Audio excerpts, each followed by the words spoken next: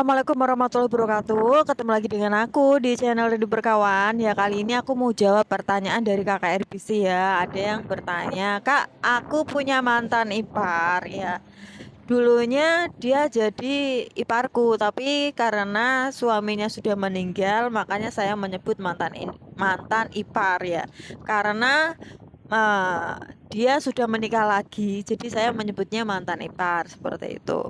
Kemudian mantan ipar saya ingin menitipkan anaknya ke rumah saya seperti itu.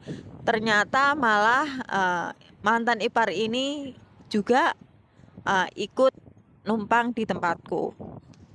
Sedangkan suaminya ditelepon nggak aktif kayak itu ya Kak. Sekarang aku jawab sesuai apa yang harus saya lakukan seperti itu. Kalau saya punya keadaan seperti itu ya. Pertama ya Kak, saya jawab nggak ada yang namanya mantan saudara.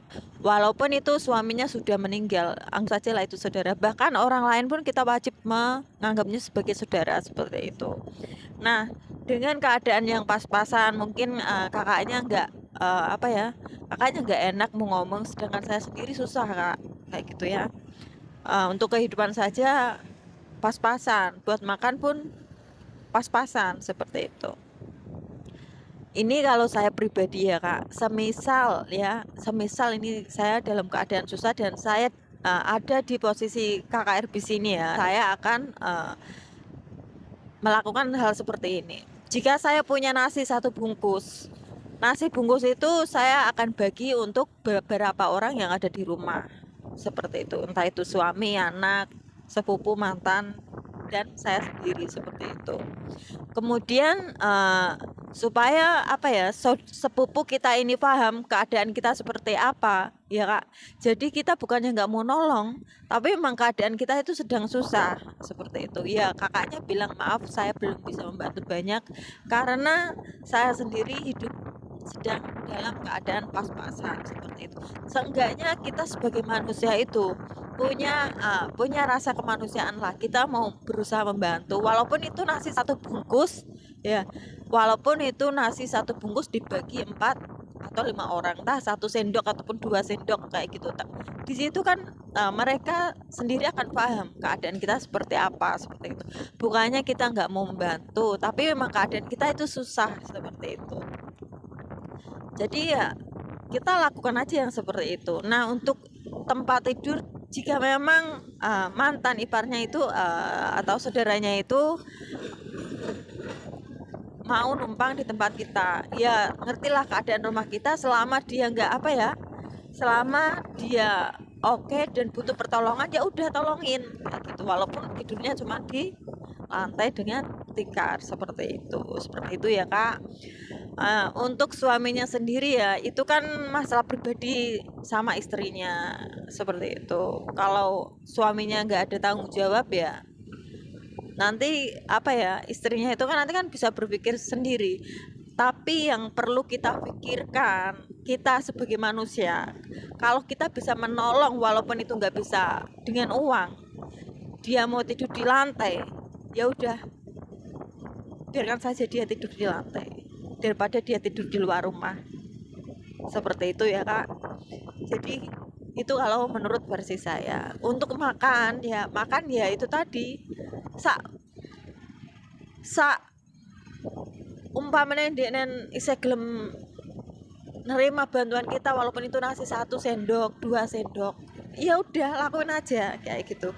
Kita niatin nolong itu sebagai manusia kayak gitu. Jika jika kita suatu saat menemukan kesusahan juga, kita pasti bakal ditolong sama orang lain juga seperti itu. Kebanyakan ya kak, kalau kita menolong seseorang belum tentu orang itu menolong baik dengan kita ataupun membalas baik, itu belum tentu. Tapi yang perlu kita sadari dan kita pahami, ketika kita melakukan kebaikan itu karena Tuhan ya, karena Tuhan kita melakukan itu, suatu saat kita susah pasti kita bakal ditolong orang lain juga. Begitulah kak cara kita meminta pertolongan sama Tuhan seperti itu. Untuk suaminya yang masih belum bisa dihubungin ya kak, ya udah itu urusan dia kayak gitu. Nanti kan selanjutnya si istrinya ini nanti paham apa yang harus dia lakukan. Semuanya dia harus menyusul ke tempat pekerjaan suaminya ataupun ke tempat keluarga suaminya. Nanti dia bakal tahu kok apa yang bakal harus dilakukan seperti itu. Jadi untuk KKRBC ini ya, selama kakak bisa menolong tuh, selama kakak bisa menolong itu lakukan aja. Itu pun kalau dia terima ya, terima dengan keadaan kita yang biasa-biasa saja. Karena kita sadar kita manusia biasa, kita juga nggak punya apa-apa seperti itu. Daripada dia tidur di luar, ya kan, tidur di luar kehujanan, kena angin malam kayak gitu, ataupun nanti ada bahaya-bahaya apa digangguin sama cowok-cowok yang gak jelas kayak gitu, lebih baik dijaga, dilindungilah seperti itu ya kak, itu menurut saya.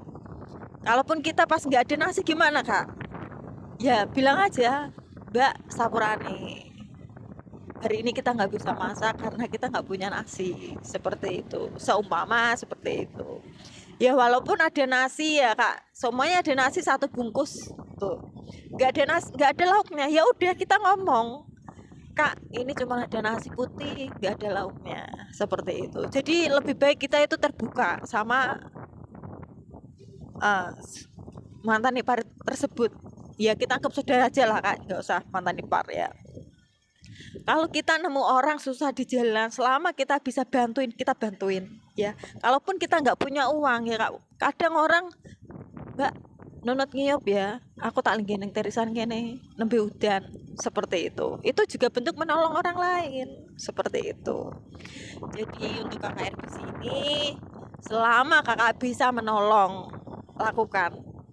Udah itu aja saranku ya. Itu kalau posisinya aku seperti itu. Kita berusaha lah bantuin dia itu wanita, seperti itu, wanita, daripada dia tidur di luar. Ya walaupun rumah kita seperti ini, seperti ompio, tapi tidurnya di lantai ya, di karpetin apa, lasar atau apa kayak itu lebih baik dia tidur di dalam ruangan daripada dia tidur di luar.